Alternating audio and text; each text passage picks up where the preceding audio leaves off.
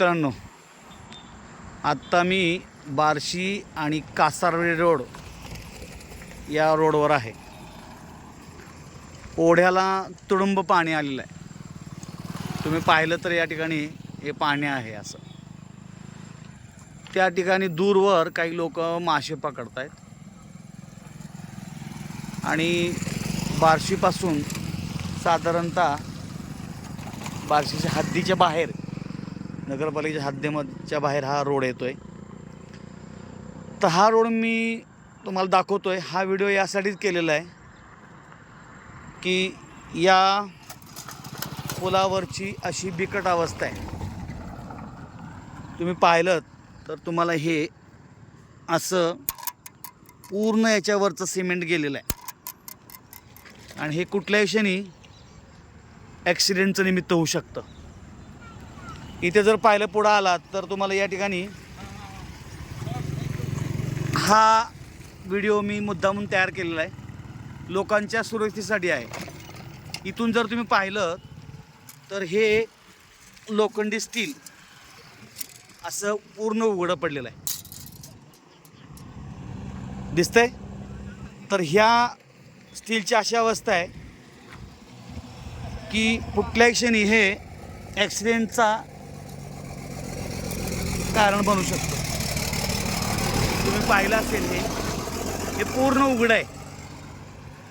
हे उघडं आहे पूर्ण आणि सगळं तुटलं आहे. हे बघा, तुटलं आहे सगळं.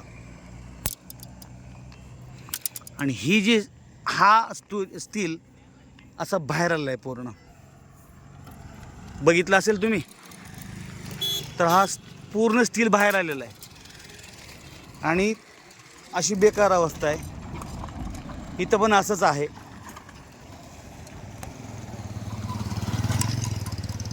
कुठल्या क्षणी हे ॲक्सिडेंटचं निमित्त होऊ शकतं, कुठल्या गाडीखाली अडकू शकतं, टू व्हीलरला अडकू शकतं आणि मोठा ॲक्सिडेंट होऊ शकतो. सध्या मी इथे हे स्टील असं खालून गुंतवून पलीकडच्या स्टील खाली लावतोय, जेणेकरून हे कुणाच्या गाडीला अडकून ॲक्सिडेंट होऊ नये. तर प्रशासनाला ही नम्र विनंती आहे की या पुलाचं काम निकृष्ट दर्जाचं झालेलं आहे आणि कुठल्याही क्षणी या पुलाचं हे स्लॅब कोसळण्याची शक्यता आहे. कृपया हा व्हिडिओ मी आत्ता पाठवत आहे. या लोकांना, येणाऱ्या जाणाऱ्या लोकांना हा क्षण जरी आनंदाचा जरी असला, जातानाही छान वाटत जरी असलं, तर कुठल्याही क्षणी हा पूल ढासळू शकतो. तर या ठिकाणी झालेला हा जो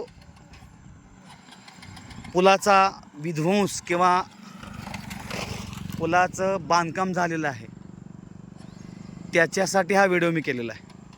कृपया लोकांनी पण याची काळजी घ्यावी आणि प्रशासनाने लवकरात लवकर या दुर्लक्ष करू नये.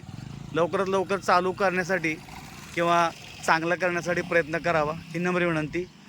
हा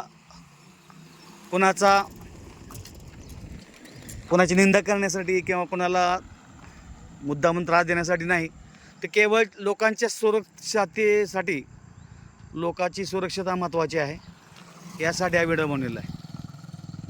कृपया लोकांची काळजी घ्या, रस्त्याची काळजी घ्या आणि लवकरात लवकर याच्यावर विचार करावा, ही विनंती.